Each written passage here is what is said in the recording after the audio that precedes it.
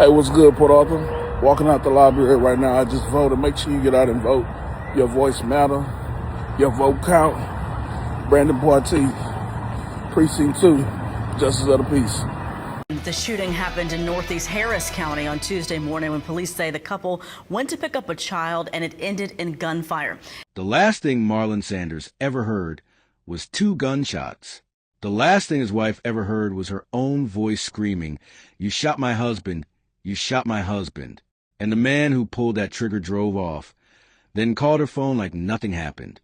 Before we go any further, if you are new here, subscribe to Crime Files right now, hit that like button, and click the bell icon so you never miss when we drop a new case.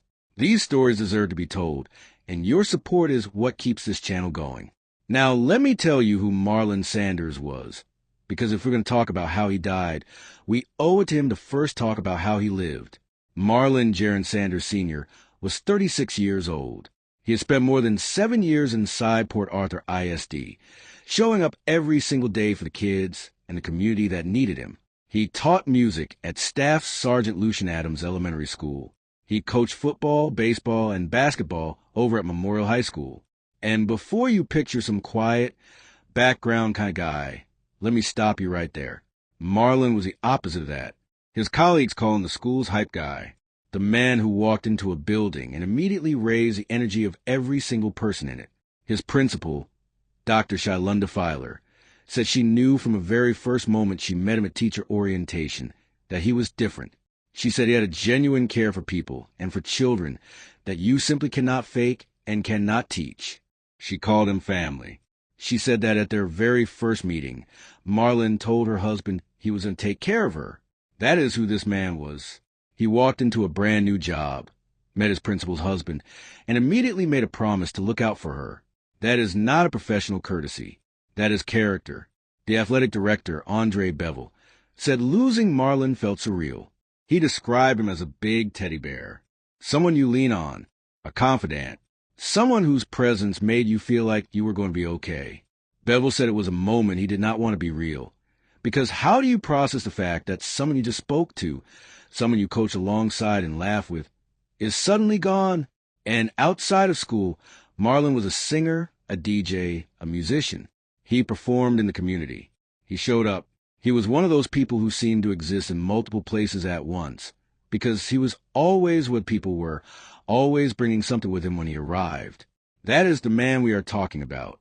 Remember that as we get into what happened, because the contrast between who Marlon was and how his life ended is almost impossible to sit with. Now, let me walk you through the background on this situation, because there are layers here and you need to understand all of them. About 3 years before the shooting, Marlon and his wife went through a separation. We do not know all the private details of why, and that is not what we are here to dig into. What we do know is that during that separation, his wife started a relationship with a man named Gary Davis. Gary Davis was 38 years old and lived in Northeast Houston on a street called Blue Timbers Court, just off C. King Parkway and East Little York Road in Harris County. During that relationship, Davis and the woman had a baby girl together. And here is where this story asks something of you, because what happened next is not what most people would do. Marlon and his wife reconciled. They decided to come back to each other and rebuild their marriage. And when they did, they made a decision together about that baby girl, who was now 9 months old and completely innocent in everything that had happened between the adults around her.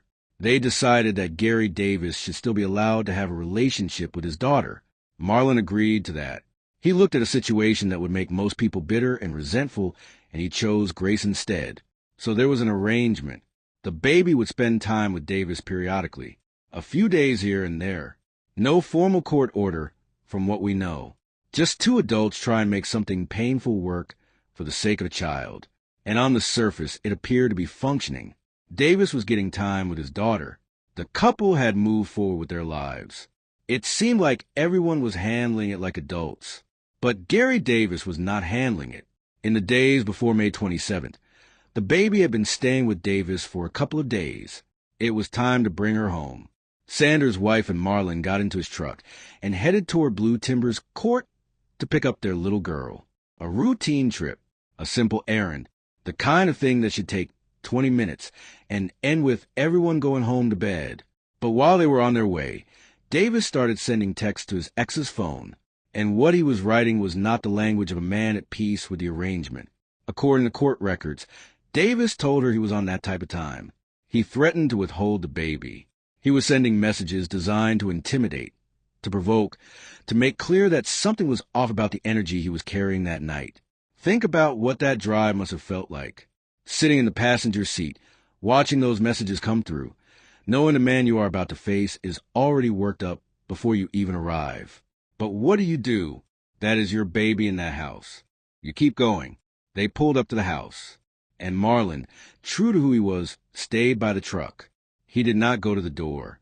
He did not make himself part of the exchange. He stood by the vehicle and waited, because he understood that his presence might make things harder, and he was trying to make things easier.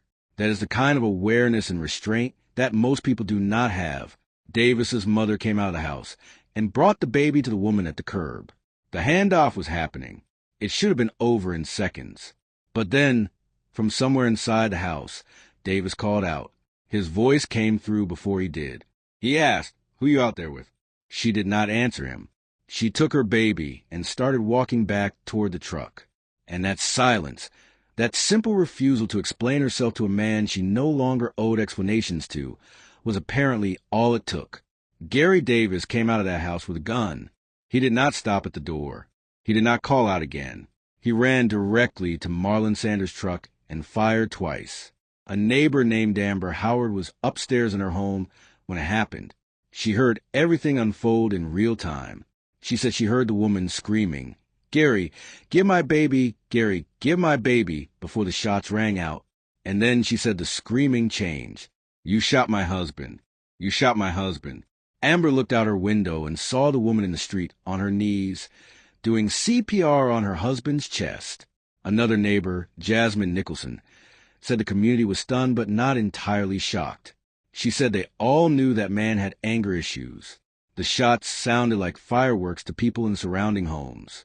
Just two pops cut into the quiet of a Tuesday night, and a man who had done everything right was bleeding out in the street. Marlon Sanders collapsed near the end of the driveway.